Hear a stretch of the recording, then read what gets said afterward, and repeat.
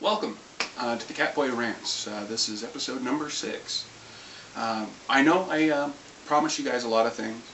One of the things that I'm actually promising is, I'm not going to do this a lot, but I'm sorry, there's a few things I got to go ahead and actually do to make myself feel a little bit better. Especially when it comes to one of my favorite animes out there, Lupin the Third. This one is called Castle of Cogliostro. Came out a while back. Don't know the exact time, unfortunately, but it was one of the first Lupin the Thirds that I'd actually watched. Done by Miyazaki. You can tell with the art style, and I love it. Anytime I feel bad or feel a little run down, I go ahead and I pop this guy in. So, and it's more or less just because of the characters. One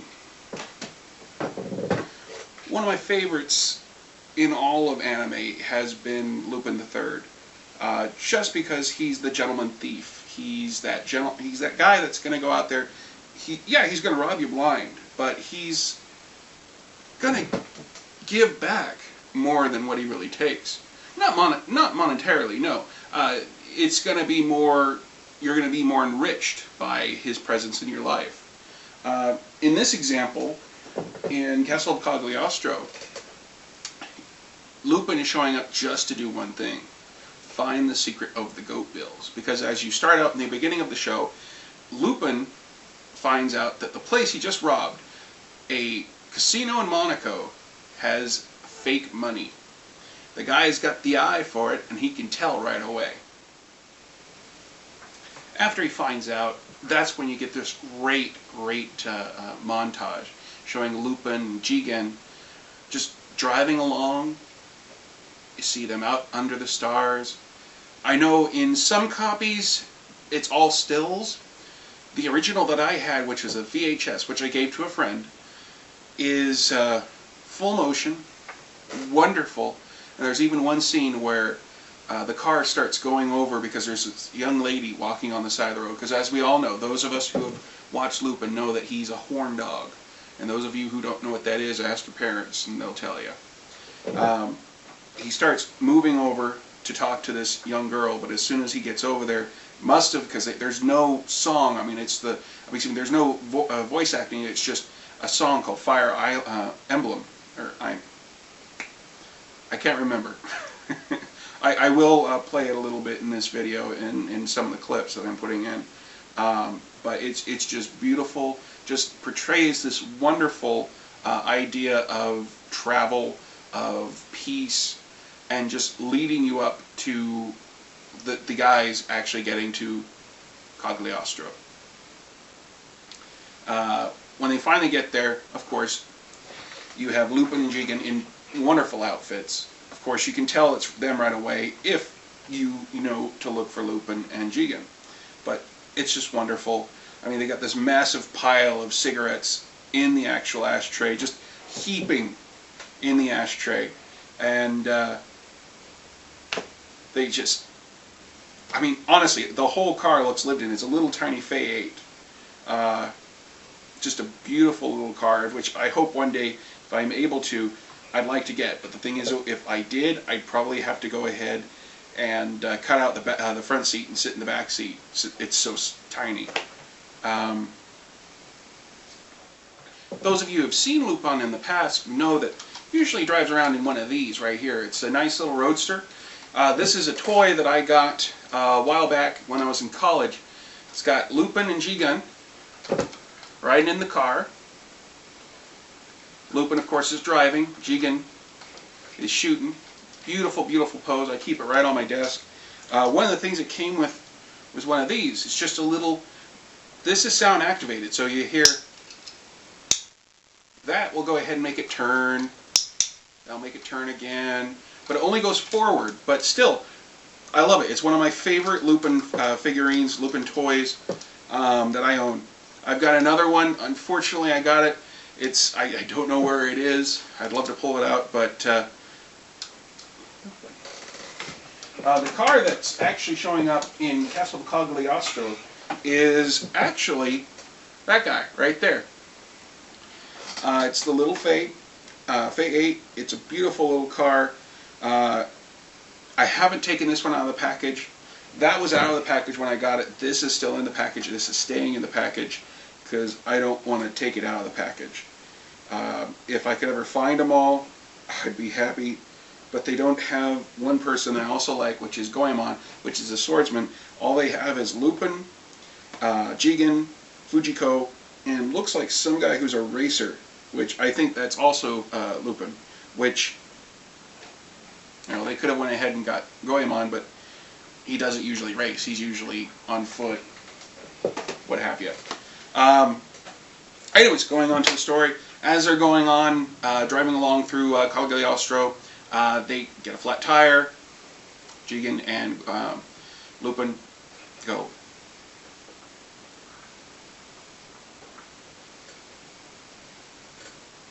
Jigen loses, has to change the tire.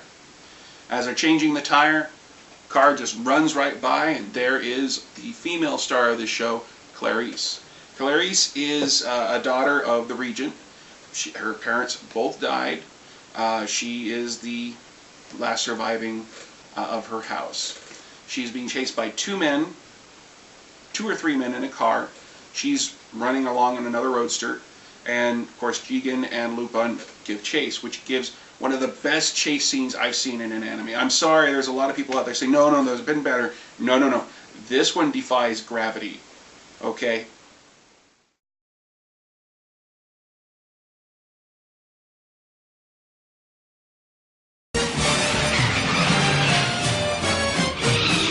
Oh, everybody's in a big hurry. Who we chasing? The girl. That figures.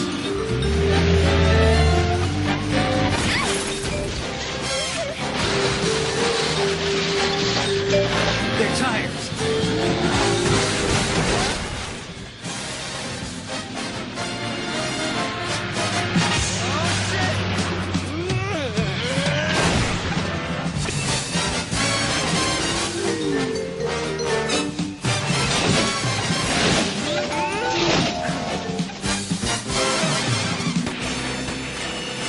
Damn, they didn't buy that off the lot.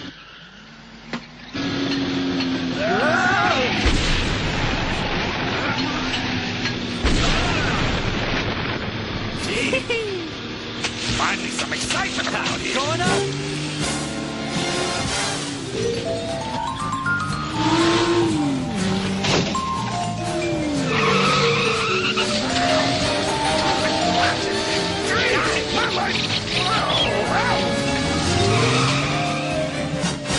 There they are. Let's go for something more heavy duty.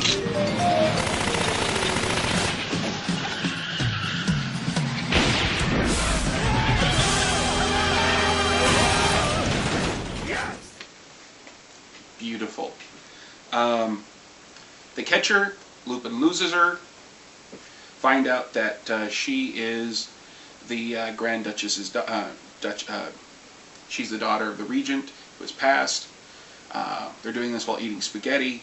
Later that night, they are attacked by ninjas. Yes, they're attacked by ninjas with rocket fingers. Watch it. It's not that silly.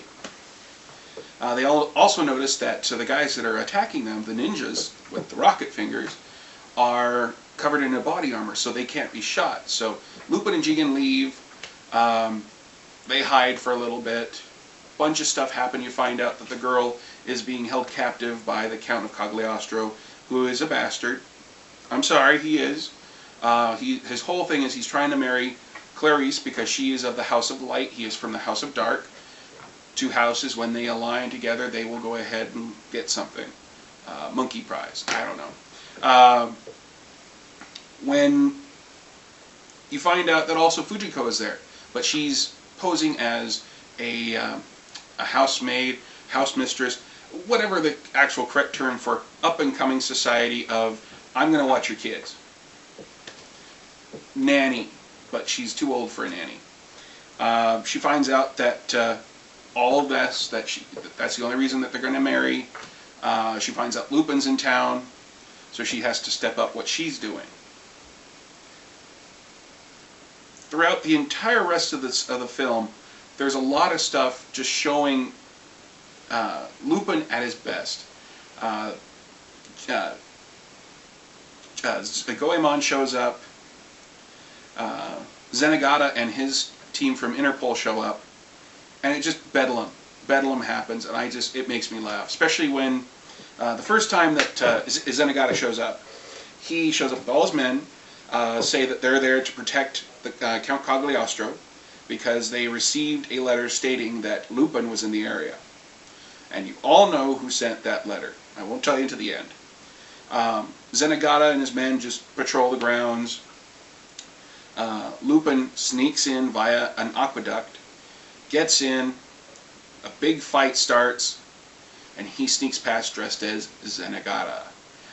It's quite cool. He even tells the gentleman that just saw him, because Zenigata showed up first, wanted to know why they were being asked to leave. Yes, Cogliostro said, no, you guys got to leave.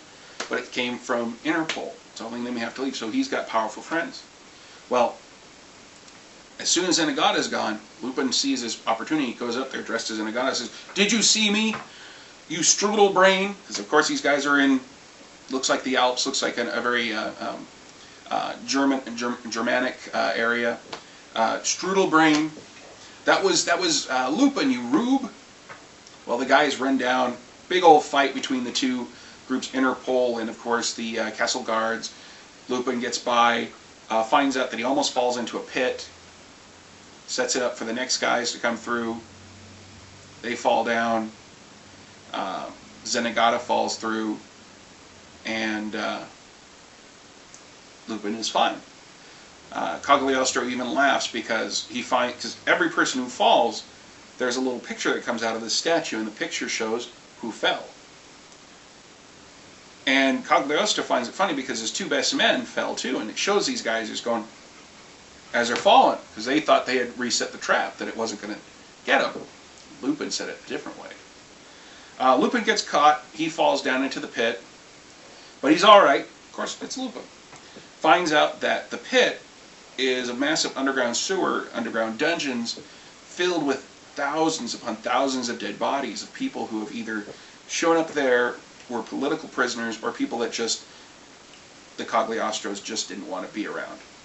So it's just filled with people. The Count doesn't want to take a chance that they're still alive, so he sends two guys to go ahead and kill them, just in case. Also, it turns out, Lupin's got the ring. Remember the two rings? Both of them go together, they get a monkey prize? Well, he's got one of the rings. So they go down there, they try to kill Lupin.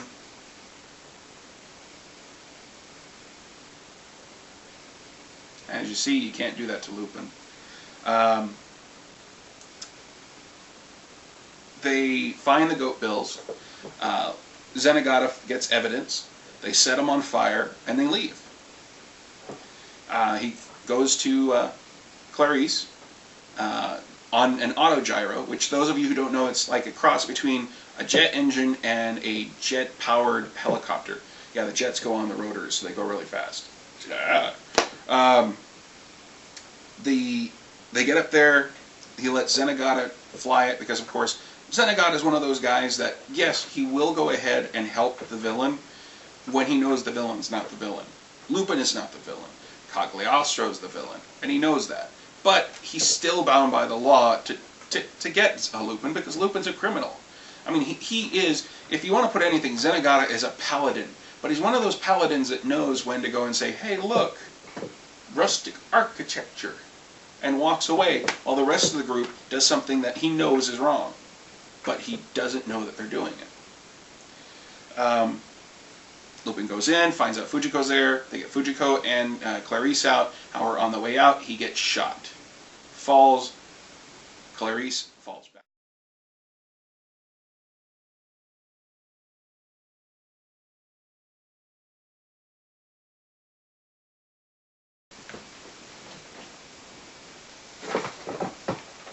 Sorry about that, little technical difficulties. Where were we? Oh, yes! He gets shot. right through the heart, falls. He falls, swims to shore, is discovered by a dog and a young girl. The young girl gives him water. It's years later that he sees her again. Now that was Clarice. Always makes me smile whenever I see Lupin meet a child or somebody, and he has to treat him like, hey, you're a cute kid. And the cute kid is a cute kid, not like a little brat like to hell with Nostradamus. Yeah, she was a cute kid, but she kind of a brat too. They find a way in, and I won't spoil the ending. I will let you know there is a great fight scene in there, in a clock tower, and it's absolutely wonderful. If I can find it, I'll put it on here. This is one of the clips I'm going to try to put on here. But a lot of people ask me why I like Lupin the Third. And honestly, I like it because it's one of those shows that you can watch all the way through. I mean, all the movies that are out there, you can watch all the way through. And you can suspend disbelief. There's a lot of stuff in there that is true, you know, real life kind of stuff. And then there's a lot of stuff that is just downright silly.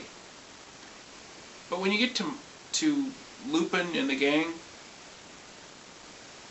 it turns out really good. I've read some of the manga. I didn't like the manga as much as I liked the movies. And I'll call them movies because that's what they are. A lot of people say, no, they're OVAs. No. I don't care. They're movies. They're cool. One of the newest ones I got to watch was Lupin the Third versus Detective Conan, which is basically taking Detective Conan, you know, the little kid. For those of us in America, we watched it on Toonami as Case Closed. You know, the little kid with the big glasses and everything that was actually a bigger, yeah, whatever. Very interesting storyline. It's nice to see Zenigata, the father from it's just funny to see this detective, not Zenigata, but the father, I can't remember his name, but the father of the love interest from Case Closed, the older girl that used to be the girlfriend to the kid. Sorry, I didn't watch a lot of Case Closed, but I watched it because it was Lupin. I'm sorry. But you get to see the father meet up with Zenigata, and both of these guys, I mean, yeah, the father is not the best investigator in the world. I mean, the little kid finds it more. Excuse me, Conan. Detective Conan. Oh my god. Oh god. It's alright. It's alright. It's been a long day. It's alright. But Conan, the kid. Psh. It's nice to see him match wits with Lupin, trying to figure out what's going on. It's just very enjoyable to see these two mixtures. I've been hearing a lot of people try to go ahead and talk about a Cowboy Bebop Lupin crossover, but the thing is, you can't really do that with them. I'd love it to death to see it. It would be awesome. Spike Spiegel running after Lupin. Bounties. Oh my god. I would love to see that. Oh, it would be so cool. The fight sequence between Lupin the Third and Spike Spiegel. Oh my goodness. And then, of course, just matching wits with Fujiko and Ed. I know Ed would be beating her every time with it, but maybe you'd have Fujiko and Faye fight or try to match wits or try to cheat each other out of something. It'd be awesome. Zenigata meeting up with Jet. All these little things that could happen. There's just makes a good otaku like myself just smile. We're probably never going to see it. I know there's a lot of stuff on DeviantArt, YouTube, on the internet showing depictions of it, but we'll never see it. I sure hope someone shows me wrong, but I really want to see how that would actually happen. I mean, you can't really say, well, these are the great. You can't do that because it's Lupin the Third. I mean, then that would be that this is Lupin the 30th. But I just want to say it's been wonderful doing these. especially when talking about something that I hold very much dear to me, and that is, of course, anime. I've got a nice collection. I've been doing it for many years, and really, I just got to say I love the medium. Those of you who are watching this now probably know or have actually gotten the link from Catboy at the Con. And if you look behind me, I got a Enigma wall scroll. And if you look around here, there's going to be tons of other wall scrolls and videos just sitting around. But that's all I really want to go over. Not, like I said, not much of a rant, more of like just a little synopsis review.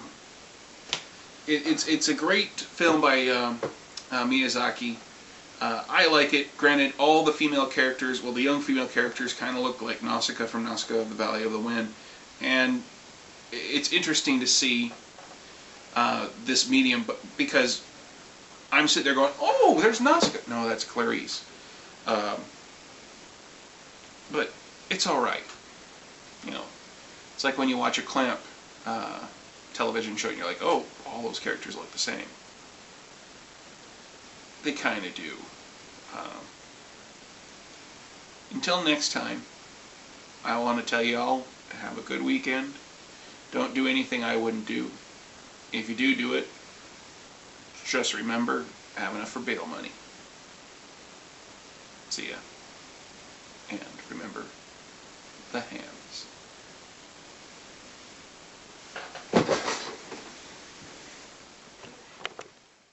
Three hams will certainly kill him.